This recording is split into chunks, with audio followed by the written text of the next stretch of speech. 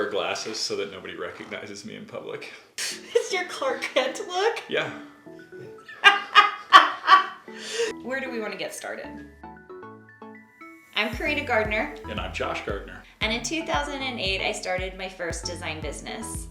I am a surface pattern and craft designer. I've been the creative director of a scrapbooking company. And in 2021, I started my own design program called Design Suite, helping aspiring designers learn how to create their own design businesses. And we're so excited to invite you on the next phase of our journey, which is preparing short-term rental properties for market. Welcome to Garden Hill. So we started thinking about doing a short-term rental probably in early of 2022 and finally started looking at houses in October of 2022.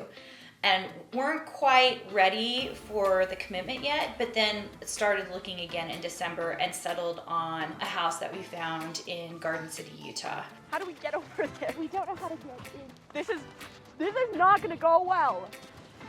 Should I carry you?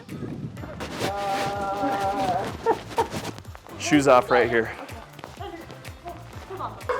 I like it once you're inside. It's a little bit cold out there, just a little bit, but hope you know. Oh, you're exploring? Yeah. Turn on a light, guys. No, actually.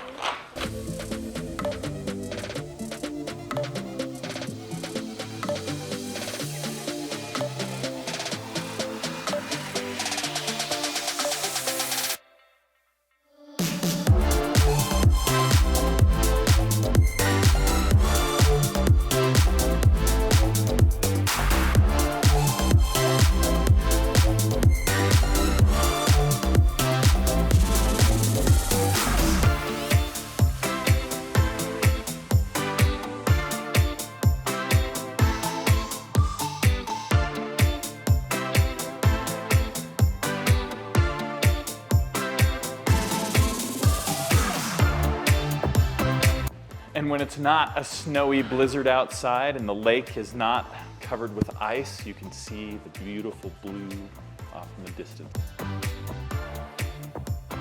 They loved it. Yeah, they did. We had some qualifications for this first one because we didn't know what we're doing. I mean, I haven't even done my own house yet. So I was like, we can't do something where we have to knock down walls and have construction. And we decided that for this first one, we were going to choose a newer property so we could spend most of our time styling. That's actually where Jen Paul comes in. Hey, come on in, Jen. My name is Jen Paul, and I am an interior stylist. I started about 8 years ago actually doing set design for commercials with a good friend of mine, and then from there went into interiors. Interior styling, I'll come in to a project and kind of bring everything together. I'm looking at colors, I'm looking at scale, I'm looking at textures, tones, shapes, and wanting to bring everything together so they work together cohesively. You know, I don't want one thing to be too heavy in a space, like visual weight, like too dark, or I don't want things to feel too tiny and small. I want the color palette to have the right feel for what we're going for, and just bring balance and cohesiveness to the space. Okay, I am thinking we start with this upstairs master bedroom and bathroom. So the cool thing about this house is it basically has 4 en-suites. There's 5 bedrooms, but 4 of them have their own bathroom basically. And one of those bathrooms work for the floor itself, but they also have a doorway, which is kind of fantastic. Yeah. For this room, this master bedroom is interesting because I do think I'm gonna keep this bed. Okay. I do think we need to get rid of this though, because I'd love to make this friendly for a family. So usually it would just be, you know, a couple in this room. But because this is a lake house where people are bringing, I'm just thinking about like my 2 sisters plus their kids. Yeah. Makes a lot of sense to give this to like one of my sisters with 2 littler kids. There's lots of space in this room. I'm thinking a sofa bed with a trundle pull out because I don't want it to make it look like an obvious bed. Okay. Love the idea of a sofa bed. And while I want to go more neutral on this house, normally I'm all about the pinks and everything else, but I just want to minimize that in this house. I want it to feel light. I want it to feel nautical. I think we need to talk about some kind of wallpaper on the back of this, but the question is, based on the wallpaper samples, what we want to go with.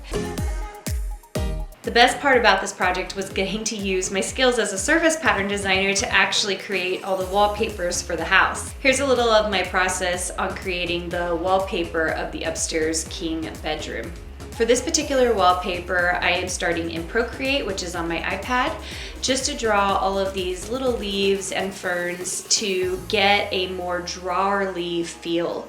I did all the coloring directly in Procreate and even added all of the accents.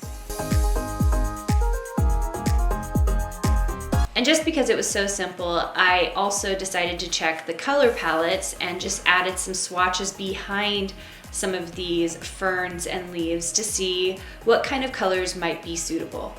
Then I'm taking it from the iPad and bringing it directly into Photoshop and then Illustrator to get it all vectorized. Once it is vectorized, I am in here trying to create the repeat. Now, most of the time I don't get crazy about making equal amounts of negative space, but for this particular project, I felt really strongly that I wanted a good balance on the negative space. So everything was kind of laid out in a way where you could see the shapes and it felt very continuous. After getting the repeat in a great spot and just changing all the colors and playing with some of the ideas, then I really needed Jen's input to see what colors she thought would be the best. Originally I was putting actually this, so it feels really neutral. So the question is like, how dark do we want to go with this dark charcoal color? Or if we want to go somewhere in between or medium, or if we want to go more intricate. This is something that's in the wallpaper collection that's more like William Morris inspired. And of course we can change the colors on it. I was actually drawn to the same one you were. Like, I love that one. I do too. So I'm kind of leaning that way. These are all great though. Yeah, I like the way this one feels. It's a little less, what am I looking for? Girly or something? Yeah. It feels like it might be a little more suited to like a master with that type of bed. And I wonder if we're also changing the blues to gray, a little bit more gray to kind of bring in the headboard.